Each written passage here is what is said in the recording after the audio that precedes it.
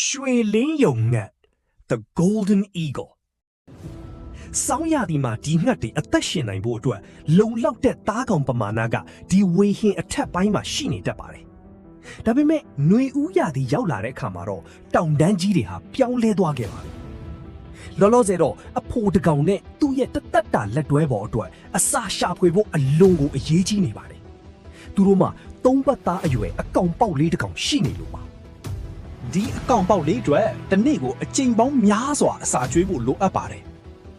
အဲဒါကြောင့်မိဘနှစ်ပါးစလုံးအမဲလိုက်ကြရပါတယ်။ဒါပေမဲ့ຫນွေဦးရာသီမှာတော့မှဒီလိုမြင့်မားတဲ့တောင်တန်းတွေပေါ်မှာရှင်တန်းနေထိုင်တဲ့တရိတ်ဆန်ကအနှဲငယ်ပဲရှိပြီးတားကောင်ရှာဖွေဖို့ကမလွယ်ကူလှပါဘူး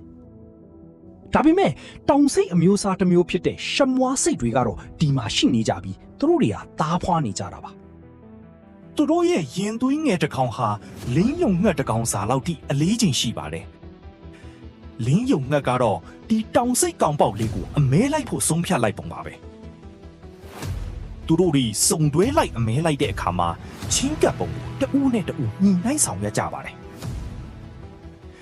တကောင်ကအရှိန်ပြင်းပြင်းနဲ့ထိုးဆင်းသွားပြီးတနာရီကိုမိုင်150ကျော်နှုန်းထိအရှိန်မြင့်တင်လိုက်ပါတယ်။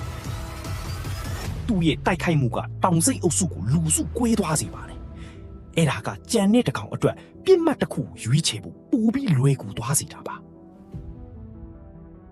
အောင်မြင်တဲ့ဖန်ဆီးမှုတစ်ခုပါပဲ။တားကောင်ကတော့အသက်ရှင်နေပါသေးတယ်။ဒါကြောင့်လင်းယုံငှက်ဟာတားကောင်ကို6ကမ်းပါးကြီးတွေရဲ့အထက်ကောင်းကင်ရန်စီတို့တည်ဆောင်သွားပြီးတော့မှရည်ရွယ်ချက်ရှိရှိနဲ့အောက်ကိုပစ်ချလိုက်ပါတယ်။အရှိပြင်းပြင်းနဲ့ပြုတ်ကျသွားတဲ့တန်ရာကြောင့်တောင်စိတ်ပေါက်လေးကချက်ချင်းတည်ဆုံးသွားပါပြီ။လင်းယုံအကောင်ပေါက်လေးတစ်ကောင်ဟာတနေ့ကိုသူ့ရဲ့ခန္ဓာကိုယ်အလေးချိန်3ပုံ1ပုံအထိစားတောင်းနေပါတယ်။ဒါကြောင့်မိဘတွေအနေနဲ့အချိန်အကြာကြီးအနားယူဖို့မတတ်နိုင်ကြပါဘူး။ရှည်လျားတဲ့ຫນွေရာသီနေ့ရက်တွေကိုအသုံးချပြီးလင်းယုံငှက်တွေဟာမနာမနေအမဲလိုက်ကြတာပါ။ရှစ်ပတ်ကြာပြီးတဲ့နောက်မှာတော့ဒီအကောင်ပေါက်လေးဟာတော်တော်လေးကြီးထွားလာခဲ့ပါပြီ။ຫນွေရာသီကုံဆုံးခါနီးအချိန်မှာတော့ဒီအကောင်ပေါက်လေးတွေကိုအစာကျွေးရမယ့်မိဘတွေရဲ့ဖိအားဆိုတာမရှိတော့ပါဘူး။ဘာကြောင့်လဲဆိုတော့သူတို့ရဲ့သားသမီးတွေဟာအတိုက်ကနေပြန်တန်းထွက်ခွာသွားကြပြီးကိုယ်တိုင်အစာရှာထွက်နေကြပြီပဲဖြစ်ပါတယ်။ကြည့်ရှုအားပေးတဲ့အတွက်အထူးကျေးဇူးတင်ပါတယ်။ကြိုက်နှစ်သက်တဲ့ဆိုရင် like and subscribe လေးလုပ်သွားကြပါဦးခင်ဗျာ။